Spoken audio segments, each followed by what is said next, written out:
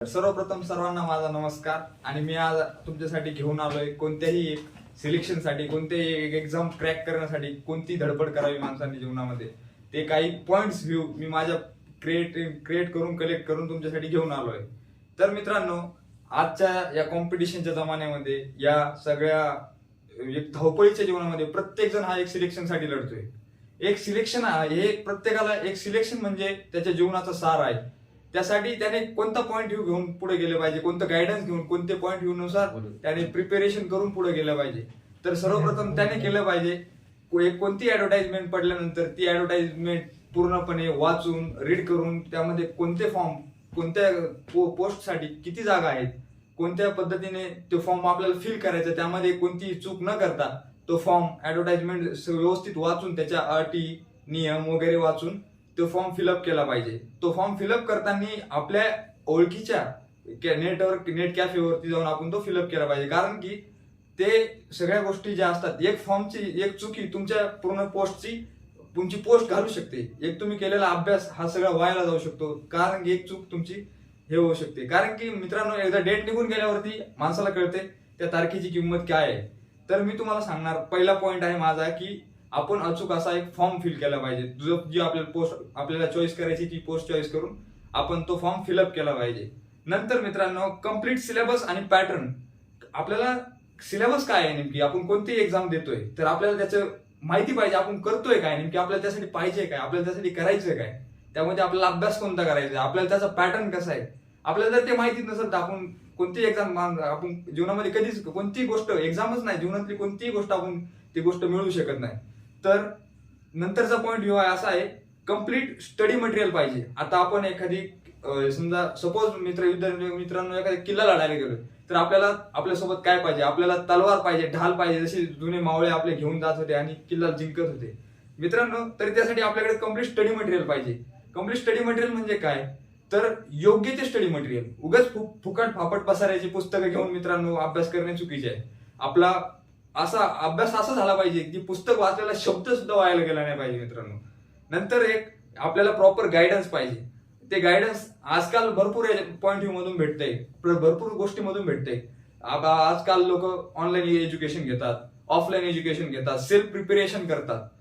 तर आपण कोणताही चॉईस करू शकता, पण प्रॉपर गायडन्स पाहिजे। नंतर मित्रांनो सांगाल, पॅरलल रिव्हिजन पाहिजे। प्रत्येक वीक मध्ये ते आपण जो अभ्यास केलाय त्याचं पॅरलल रिव्हिजन झालं पाहिजे, आपल्याच्याने केल्याच गेलं पाहिजे। नाहीतर मित्रांनो काही फायदा नाही असा अभ्यास वगैरे करून, आपला अभ्यास वायाला जाणार आहे। सर हे तुम्हाला सुद्धा माहिती, मला सुद्धा माहिती, आपण रिव्हिजनच नाही केलं, आपण काय केलंय, हप्ताभरामध्ये काय वाचलंय, आपण कोणता अभ्यास केलाय, तो जर आपल्याला माहितीच नसेल शेवट पेपरच्या अखेर, तर तो काय कामाचा आपला केलेला अभ्यास। मित्रांनो, मी नंतर सांगेल वीकली टेस्ट आणि कम्प्लीट टेस्ट। वीकली एक टेस्ट दिली पाहिजे, स्वतः आपण क्रिएट करून ती टेस्ट दिली पाहिजे। जर कोणी आपल्याला जर आपले मॉक टेस्ट वगैरे लावणं शक्य नसेल, पैशांची अडचण असेल, तर आपण स्वतः एक टेस्ट क्रिएट केली पाहिजे। त्या टेस्टमध्ये आपण असे क्वेश्चन चॉईस करायला केले पाहिजे जे आपल्याला जमतील, तरी पण ते आपण मनाने परत सॉल्व्ह करणे हे एक भारी एक असं जीवनातलं प्रिपेरेशन आहे मित्रांनो। एक एक्झामचा एक चांगलं प्रिपेरेशन आहे।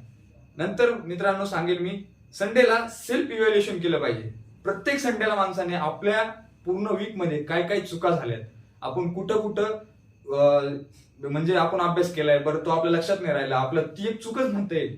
आणि एक्झाम साठी लागणार आपण काय काय एक्झामच्या विषयी रिलेटेड काय काय चुका केल्यात ते आपण ती सेल्फ इव्हॅल्युएशन केलं पाहिजे, त्या चुका माहिती करून घेतल्या पाहिजे। नंतर मी सांगेल मित्रांनो, सिलेबस कम्प्लिशन।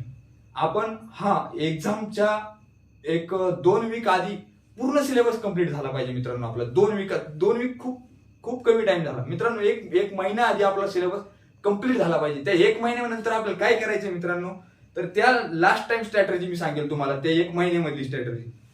तर रिव्हिजन, आपण ज्या शॉर्ट नोट्स काढल्यात ऑनलाईन एज्युकेशन घेताना, ऑफलाईन एज्युकेशन घेताना, सेल्फ प्रिपरेशन करताना सुद्धा आपण ज्या शॉर्ट नोट्स क्रिएट केले, तर ती प्रत्येक नोट्स त्याचं रिव्हिजन करणे ही आपली शेवटच्या लास्ट 1 मंथ मधली स्ट्रॅटेजी आहे मित्रांनो। आणखी सांगेल plus lots of question practice. म्हणजे मित्रांनो, आपल्याचे शक्य होईल तेवढे क्वेश्चन प्रॅक्टिस करा, एवढे क्वेश्चन प्रॅक्टिस करा की तो क्वेश्चन जसा एक्झाम मध्ये दिसला की आपल्याला डायरेक्ट आन्सरच डोळ्यासमोर आलं पाहिजे मित्रांनो।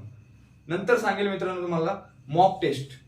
मॉक टेस्ट ही मित्रांनो जरी तुम्हाला शक्य नसेल, तुम्ही जे सेल्फ स्टडी केली तर करायची गरज नाही, तरी पण तुम्ही मित्रांनो मॉक टेस्ट ही शक्य झालं तर लावाच. कारण मॉक टेस्ट मध्ये मित्रांनो बरेचसे डाऊट क्लिअर होतात, जे क्वेश्चन आपल्या माइंड मध्ये नसतो. असा क्रिएटिव्ह क्वेश्चन जर दुसऱ्या माइंडचा आपल्याला भेटला तर ते आपला बेनिफिट आहे असं झालेलं आहे. त्यानंतर येतं मित्रांनो एक्झाम, लास्ट एक्झाम द्यायचा आपला जो 2 दिवस आधी.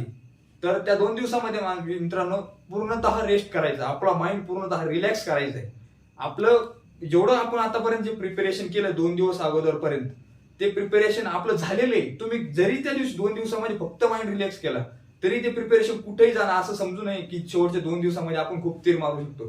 तर काहीच करायचं नाही मित्रांनो, त्या 2 दिवसामध्ये फक्त रेस्ट करायचं, फक्त माइंड एकदम रिलॅक्स करायचंय. आणि नंतर ज्या दिवशी एक्झाम समजा असेल त्याच्या 1 तास आधी एक्झाम सेंटरला जाऊन बसायचंय, बस बाकी काहीच करायचं नाही. आणि तुम्ही एवढी स्ट्रॅटेजी फॉलो करा. आणि एक्झाम क्रॅक नाही झाली एवढी स्ट्रॅटेजी फॉलो करून आम्हाला कमेंट मध्ये कळवा. मित्रांनो असं तर होणारच नाही, शक्यतो तुमची एक्झाम 100% क्रॅक होईल हे मी आश्वासनाने सांगू शकतो. कारण की हा अनुभव मी एक अनुभवी व्यक्तीकडून घेतलाय मित्रांनो. हा मी पॉईंट जे कलेक्ट केले, जे पॉईंट्स मी तुम्हाला सांगितले, हे खूप साऱ्या लोकांना बेनिफिट मध्ये पडले आहेत. त्यांनी हे जे फॉलोअप घेतले ते लोक आज मोठमोठ्या पोस्टवरती आहेत मित्रांनो. थँक्यू मित्रांनो.